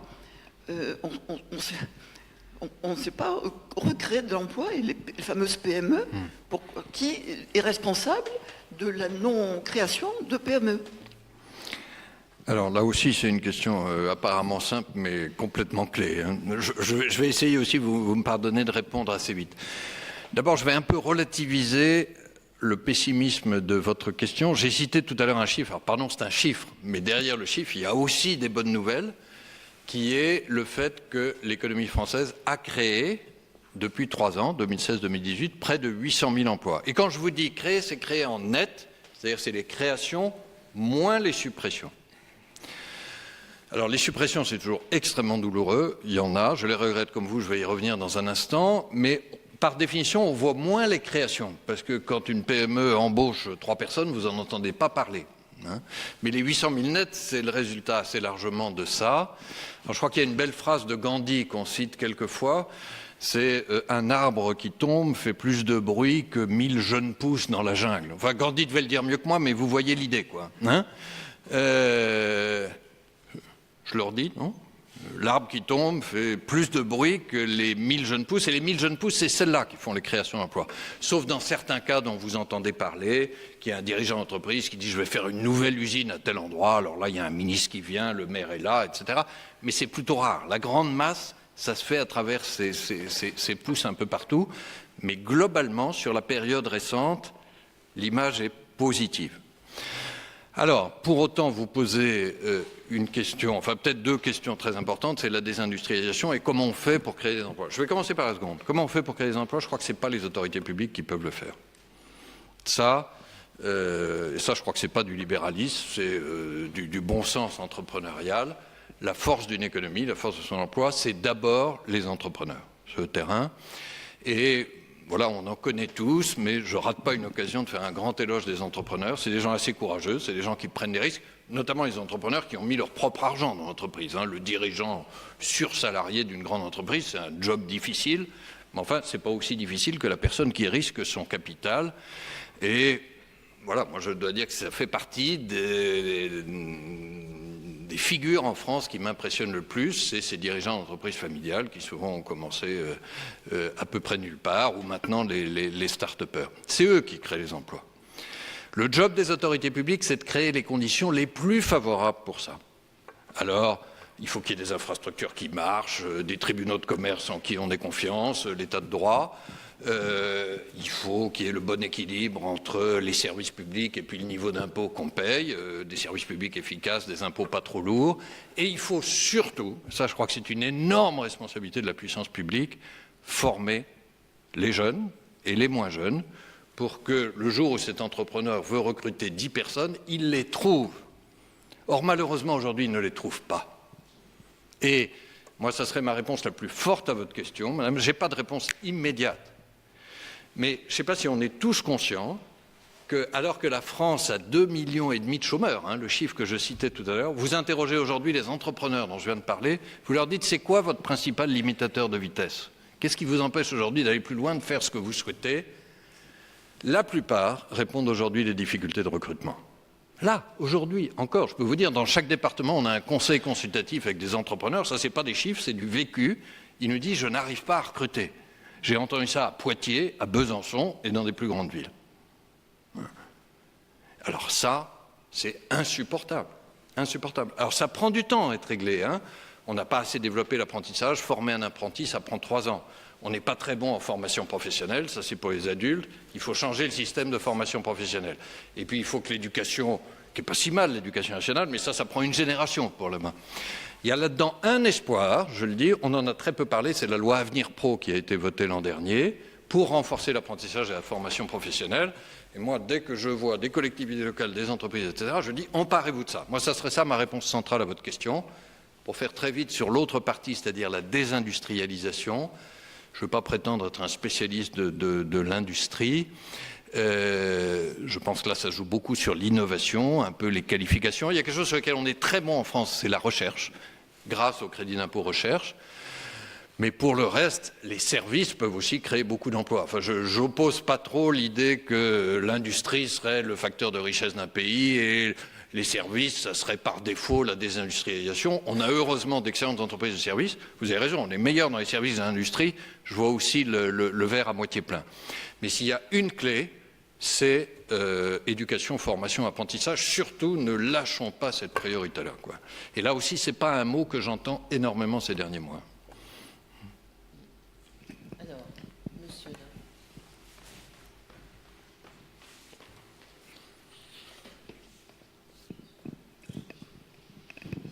Merci.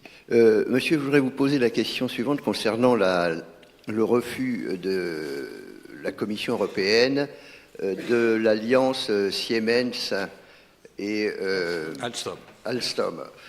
Parce que là, on a eu l'impression que l'Europe refusait, ne se montrait pas assez rude dans les négociations avec les pays non européens et faisait preuve, sans que je souhaite le protectionnisme, mais d'être un peu plus combative vis-à-vis de la Chine ou d'autres puissances équivalentes.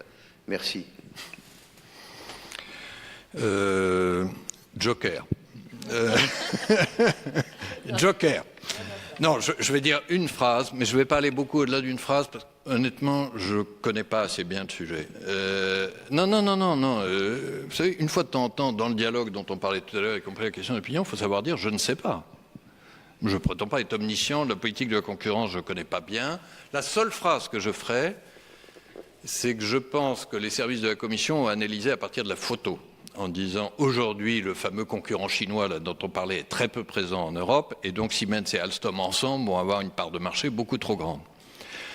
Et qu'on peut regretter, souhaiter, mais je ne connais pas assez le dossier, qui n'est pas plus regarder le film, c'est-à-dire qu'est-ce qui se passe dans 10 ans. Voilà, je crois que c'est ça le cœur de l'incompréhension. Mais si vous voulez bien, je m'arrête là. Et j'en déduirai pas mécaniquement que la Commission européenne est incapable d'avoir une politique de la concurrence. On adore quand la politique de la concurrence s'exerce au détriment d'entreprises américaines. Vous avez vu l'amende de 1,5 milliard pour Google, là, hier, ça, tout le monde dit bravo la Commission.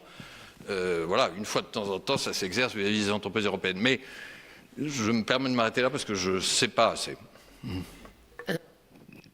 Moi qui n'ai pas de responsabilité, mais juste pour dire quand même que M. Xi Jinping, donc le dirigeant chinois, arrive en Europe c'est la semaine prochaine,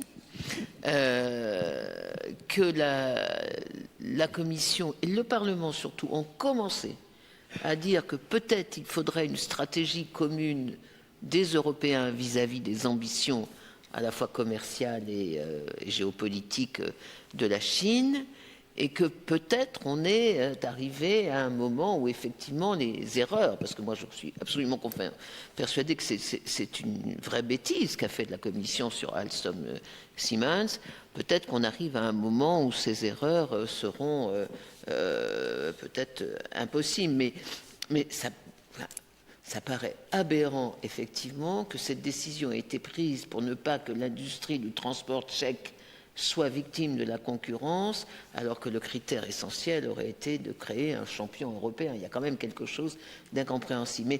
Mais donc, pour en revenir à la Chine, quand même, ce voyage de Xi Jinping en Europe, c'est très important pour la Chine. Elle y cherche un surcroît de légitimité dans ses routes de la soie. L'Italie va participer, comme d'autres, la Grèce, le Portugal, la Hongrie. Mais est-ce que, quel serait l'idéal d'une stratégie globale de l'Union européenne vis-à-vis de la Chine? Autrement dit, est-ce qu'on peut avoir à la fois une stratégie où la Chine est un partenaire et un adversaire? Ce qu'on ne sait pas faire avec la Russie, par exemple. On ne sait absolument pas le faire. Est-ce qu'avec les Chinois, on a une chance de parvenir à un accord de ce type? Vous allez dire que je dis beaucoup, je ne sais pas, mais en tout cas, je ne sais pas répondre en 2 minutes à cette question. Je vais juste dire 2 choses ultra simples. La première, c'est que si on veut arriver à un accord de ce type, il est essentiel que l'Europe joue groupée. Parce que si on y va chacun séparément face aux Chinois, on sait comment ça va se terminer. Et vous avez suivi le débat sur l'Italie ces derniers jours, ça mérite une mise au point assez sérieuse. Bon, enfin, si on a besoin d'une illustration de la nécessité de l'Europe, c'est ta question. Bon. Et la deuxième chose que je dis très vite, c'est que je suis évidemment extrêmement frappé sur ce qui est probablement un des moteurs de la croissance à long terme à côté de l'éducation, c'est-à-dire l'innovation et en particulier l'innovation digitale. Alors il y a des grands débats pour savoir est-ce que cette révolution industrielle-là va se passer beaucoup plus mal que les précédentes, c'est-à-dire elle va détruire beaucoup plus d'emplois, elle ne va pas en créer. Vous savez que c'est un débat récurrent au XIXe siècle avec le métier à tisser ou la machine à vapeur, et puis ensuite la révolution électrique. On dit que ça détruit des emplois, est-ce que ça va en créer? Jusqu'à présent, ça s'est toujours bien terminé. Je n'ai pas de raison de penser forcément que la révolution digitale va se passer différemment. Mais par contre, c'est la première fois dans l'histoire économique récente que le foyer de cette révolution n'est pas en Europe, il est aux États-Unis et il est en Chine. Et il est en Chine. Les Baidu, Tencent, etc. sont au moins aussi impressionnants que Google ou Amazon ou Huawei dans l'aimant. Et leur investissement en intelligence artificielle est stupéfiant. Donc, de tout ça, je crois qu'on ne peut que déduire qu'il faut dépasser la courte vue des querelles, ce que j'appelle quelquefois les querelles de voisins de palier entre Européens, qui sont notre lot quotidien, mais qui sont consternantes. Si on veut apporter une réponse positive à ta question, en tout cas, le préalable, c'est de jouer groupé. Madame ? Oui, merci, monsieur le gouverneur, pour cette présentation très claire. Non, madame. Oui, pour cette vous présentation. Êtes bien organisée parce que vous voilà, aviez tout à fait. J'avais déjà le micro. Présentation très claire. Moi, je reviendrai sur le schéma qui est juste au-dessus de vous et qui, à mon avis, est essentiel pour le futur, notamment de la construction européenne. Je vais juste m'attacher à celle du bas, donc à l'union bancaire, et parler de la consolidation des banques européennes. Je vois que c'est une brique de l'élément de l'union bancaire. On est en train d'assister à un rapprochement probablement imminent entre 2 grandes banques allemandes. Dans la même optique, peut-on imaginer des consolidations transnationales et dans une idée un petit peu de spécialisation comme le grand pays fédéral américain, c'est-à-dire pourquoi ne pas imaginer un pôle bancaire français peut-être plus spécialisé sur les marchés, un pôle bancaire italien ou espagnol plus spécialisé sur autre chose, c'est-à-dire en fait un peu marier le modèle américain des différentes spécialités, place de Chicago, etc. Oui, parce que là, vous me ramenez à mon terrain de jeu naturel. On va prendre 3 groupés pour approfondir. 3. Monsieur là-bas, en haut, tout en haut. 3 ou 2. Est-ce qu'il y a quelqu'un? Oui, peut-être encore 2, parce que... Voilà, 2. On arrête à 2. Alors, une très courte, monsieur, parce qu'il faut que les réponses ensuite... J'aurais plutôt une question par rapport à l'inflation. L'objectif de politique monétaire de la BCE de 2%. Attendez, viens dans le micro. On a vu Non, ne marche pas. la remonter ses taux d'intérêt à environ 2%, où la BCE ne t'a pas touché. Et du coup, quel type de BCE, jamais l'inflation venait à être à la baisse, du coup, pour pouvoir la remonter à l'entour de 2%. Et Angela, monsieur, juste en bas, une question très rapide. Je n'ai pas tout à fait entendu. Non, mais j'essaierai de retraduire. Monsieur devant. Oui, merci. Je viens sur le dernier point que vous avez soulevé, la place de l'euro sur le marché international. Qu'en suit-il que 20 ans après, cette place soit si faible? Et corollaire à cette question, quand on voit ce qui se passe avec l'Iran, comment les entreprises européennes, françaises, allemandes ont été complètement bloquées sur le marché iranien du fait que l'utilisation du dollar qui, si j'ai bien compris, je ne suis pas sûr, a servi d'argument aux Américains pour bloquer complètement le système. Et donc là, le corollaire de cette question, est-ce que, je n'ai pas prononcé le mot de judiciarisation, mais est-ce qu'il n'y a pas de plus en plus, comme menace réelle sur une organisation, enfin disons un fonctionnement le moins désordonné possible de l'économie mondiale, ce problème-là de la place réelle des... Et là, donc là, en fait, la fin, vous citez l'OCDE, mais l'OCDE n'a jamais été une instance de régulation. Bon, mais est-ce que c'est pas là le FMI, est-ce qu'il joue encore un rôle ou pas aujourd'hui dans ce domaine? Je ne sais pas. Merci. Alors, c'est 3 questions qui sont un peu dans mon cœur de métier, mais je vais essayer d'être rapide et clair à chaque fois. Sur votre question, madame, sur des banques européennes. Alors, je vais commencer par un commentaire sur le projet de fusion qu'on dit en Allemagne, c'est-à-dire les 2 premières banques sont Deutsche Bank et Commerzbank. En fait, ce n'est pas les 2 premières banques, hein, parce qu'il y a une banque qui écrase toutes les autres en Allemagne, c'est les caisses d'épargne. Mais on ne sait pas toujours, mais c'est le modèle des caisses d'épargne en Allemagne. Enfin, disons que dans les banques privées, c'est les 2 premières. Alors, comme on est off, je le redis encore une fois, je vais faire mon commentaire très libre. D'abord, je pense qu'on n'est pas très bien placé pour reprocher aux Allemands éventuellement de faire une fusion, parce qu'en France, on a fait BNP et Paribas, ou on a fait Banque Populaire et Caisse d'épargne, et on trouvait ça très bien. Bon. Par contre, je rejoins complètement votre souhait. C'est-à-dire que si on veut avoir de l'épargne qui circule en Europe, eh ben, c'est bien d'avoir des banques transfrontières, parce que c'est la meilleure façon de faire circuler l'épargne. Hein. Et là, malheureusement, on n'y est pas. Je vais vous citer 2 chiffres qui sont très frappants. Vous avez parlé des États-Unis.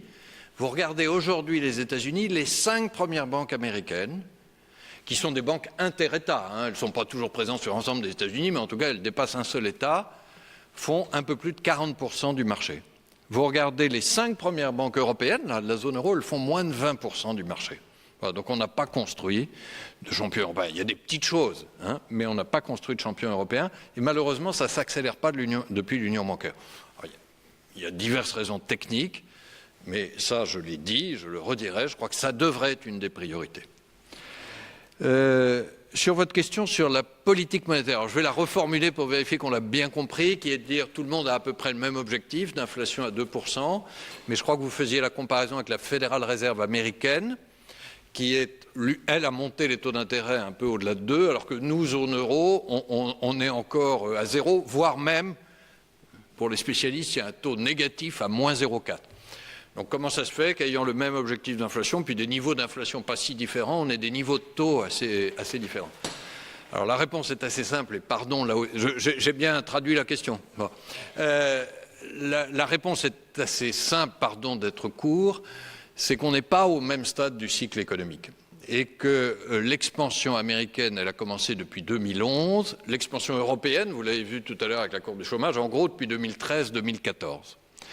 Et donc, la Réserve fédérale américaine est beaucoup plus inquiète des perspectives d'inflation, même si elle a eu tendance ces dernières semaines à dire on est moins inquiet qu'avant, donc on ne va pas relever les taux d'intérêt. Pour les non-spécialistes, ça vous paraît peut-être abscon, mais retenez qu'un banquier central en modèle ultra simplifié, c'est quelqu'un qui surveille l'inflation. Quand l'inflation risque de monter, il durcit un peu, c'est-à-dire qu'il relève les taux d'intérêt. Quand l'inflation risque d'être trop basse, il relâche les taux d'intérêt. Vous voyez, c'est pas compliqué comme métier, finalement. C'est un peu simplifié comme phrase, mais enfin, c'est la base. Bon, la Réserve fédérale américaine a été plutôt plus inquiète sur un redémarrage de l'inflation. C'est pour ça qu'elle a levé ses taux avant nous. Hein. Il se trouve qu'aujourd'hui, elle estime que, vu un certain ralentissement, même aux États-Unis, elle ne va plus relever les taux. C'est ça qu'elle a dit à court terme. Après, il faut un très grand pragmatisme dans la façon dont on applique ça. Je vais peut-être vous surprendre, mais parce que on a sans doute l'image, je ne sais pas, le Conseil des gouverneurs, les banquiers centraux, on se dit c'est des gens voilà, très savants, etc. Il faut aussi beaucoup de modestie dans ce métier. C'est une des choses qui me frappe, c'est qu'on discute énormément avec les chercheurs en économie, qui sont des gens qui se posent toujours des questions, et puis on regarde les données, où on en est de l'économie.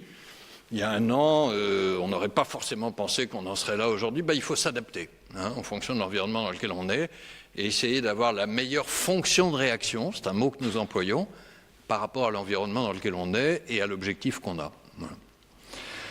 Je termine, monsieur, par votre question sur la place de l'euro dans le marché international, parce que je vous remercie particulièrement, parce que ça me donne l'occasion d'aller au slide suivant, voilà, que je n'avais pas eu le temps de montrer. Mais c'est la part de l'euro sur le marché mondial sur deux grands critères. C'est, alors là je vais me tordre le cou, mais à droite, je vais commencer à droite. C'est ce qui est utilisé dans tous les paiements transfrontières, tout le commerce international. Et vous voyez que là, l'euro fait à peu près jeu égal avec le dollar. Hein. Alors, on va être honnête entre nous, on est un peu aidé par le fait que les échanges à l'intérieur de la zone euro, ça fait partie du commerce mondial. Oui, mais ça compte quand même, ça compte. Bon. Et la France et l'Allemagne ne vont pas commercer en dollars. Bon. Mais on n'était pas là, évidemment, avant l'euro, et c'est assez significatif. Alors, ce qui est moins satisfaisant, même si c'est un début, c'est ce qui est à gauche, c'est-à-dire la part dans les réserves de change. C'est quoi les réserves de change? Une banque centrale, pour assurer sa solidité, sa crédibilité, a des réserves de change qu'elle peut mobiliser en cas de crise. Et ces réserves de change, il faut les placer dans une devise qui vous inspire confiance. Et là, vous voyez que 60%, c'est ça, hein, 62 même, des réserves de change mondiales sont en dollars. Bon, 20% sont en euros. Ce chiffre n'a pas énormément bougé sur les 20 dernières années. Alors, un petit mot là-dessus, et puis je m'arrêterai là-dessus. Je vais peut-être vous surprendre, mais dans le fameux mandat de la Banque Centrale Européenne, il n'y a pas le rôle international de l'euro. Et moi, j'insiste toujours sur ce mandat, parce que, je ne l'ai pas beaucoup dit au passage, mais la Banque Centrale ou la Banque de France est indépendante. Je n'ai pas le droit de recevoir d'instructions par rapport au métier du banquier central que je vous décrivais là, monter ou baisser les taux d'intérêt. Pourquoi? Parce que l'expérience prouve que les banques centrales indépendantes qui ne reçoivent pas d'instructions médiatiques, politiques, etc., ce n'est pas seulement les politiques, assurent mieux la stabilité des prix. Ça a été prouvé. Parce que j'ai dû dire quelque chose qui ne va pas. Je te rappelle. Hein. Non, ça va, il n'y a pas trop de problème. Pourquoi? Parce que monter les taux d'intérêt, là, quand il faut freiner un peu l'inflation, c'est jamais une décision populaire. Hein. Vous dites aux gens que leur crédit immobilier va coûter plus cher ou à l'État qu'il va devoir s'emprunter plus cher. C'est toujours une décision impopulaire, donc être indépendant, ça aide. Mais la contrepartie de l'indépendance, c'est qu'il faut être très clair sur le mandat. Nous, on nous dit, vous assurez la stabilité des prix. On doit rendre des comptes là-dessus. Je crois qu'on l'a plutôt bien fait avec le 1,7% que vous avez vu. Mais on ne nous a pas dit, vous allez développer le rôle international de l'euro. Alors, il se trouve qu'aujourd'hui, je pense que la question se pose de façon un peu différente. Il y a plusieurs raisons à ça. Il y a d'abord le fait que l'euro a réussi sur le plan interne. Hein, je ne sais pas si certains d'entre vous se souviennent, mais quand l'euro est né dans les années 90, il y a toute une série de gens qui disaient « ça ne marchera jamais ». Hein, et puis on a traversé deux crises qui étaient vraiment très difficiles. Voilà, l'euro est là, il est plus populaire que jamais, il assure la stabilité des prix, il y a des créations d'emplois. Je ne dis pas que tout va bien, mais l'euro a réussi sur le plan interne. Et donc c'est un bon moment pour se demander, ce succès interne, est-ce qu'on le projette sur la scène internationale? C'est d'autant plus un bon moment qu'on est quand même dans un monde où la puissance américaine et potentiellement la puissance chinoise s'affirment, et que la monnaie, vous le disiez, fait partie de ça. Hein. Alors après, c'est très compliqué. Hein. Il y a toute une série de leviers techniques pour développer le rôle international de l'euro. Je vais aller du moins accessible jusqu'au plus accessible. Moins accessible, c'est que le cours du pétrole, il est en dollars, par exemple. Et ce n'est pas nous qui allons décréter au Conseil des gouverneurs que demain, le cours du pétrole doit être en euros, parce qu'il y a des acteurs privés, il y a des fournisseurs, il y a des acheteurs. Bon. Mais le plus accessible, c'est si on faisait, je reviens au slide précédent une minute, si on faisait ce marché du financement intégré, là, vous attirez l'épargne en euros et vous mobilisez des grandes masses. Voilà. Donc, il faut essayer de pousser vraiment dans ce sens. Je crois que les dirigeants politiques y sont sensibles. Je ne vais pas faire de commentaires sur l'Iran dont vous avez parlé, mais ça peut être une des composantes du sujet. Simplement, si on le fait, il ne faut pas le faire seulement pour l'Iran. Hein. Bon.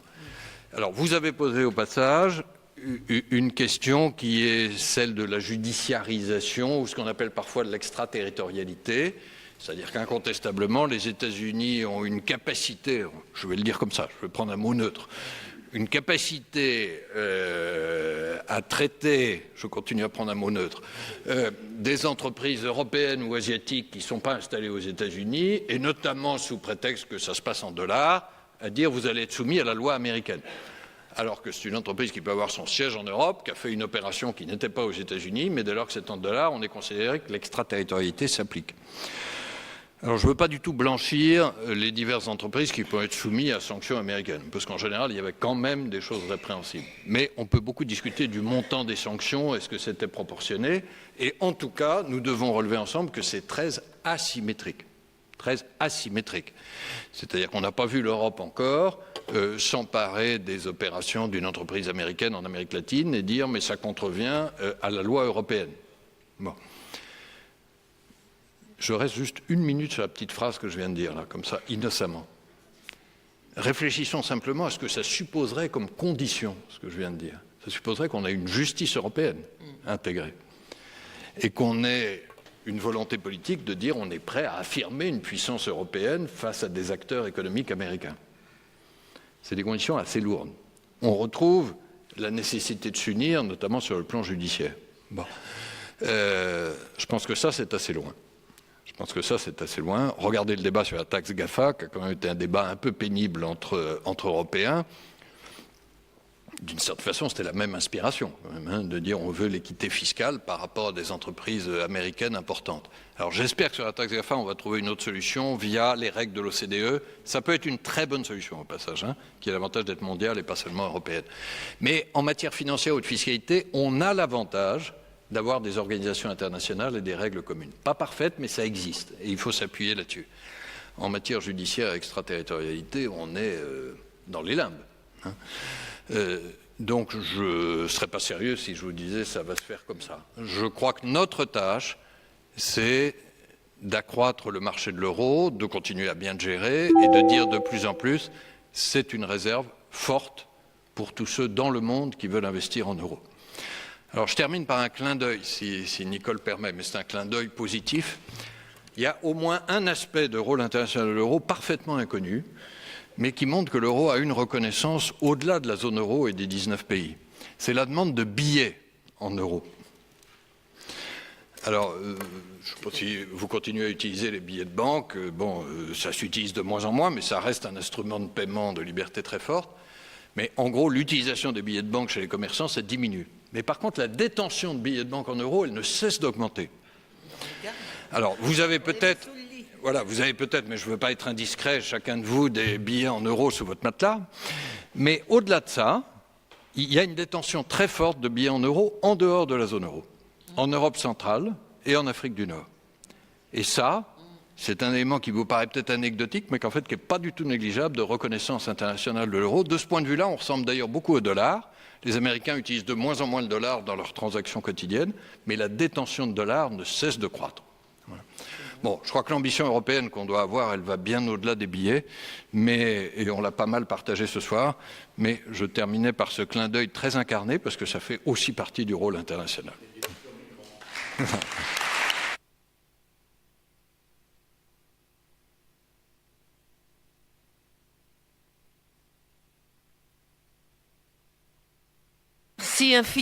Merci infiniment. C'était une conférence à la fois très riche, très claire, et je dois dire assez positive, ce qui n'est pas si fréquent ces derniers temps dans le Forum Europe, où on a plutôt quand même l'impression que tout va mal et que tout va aller de plus en plus mal.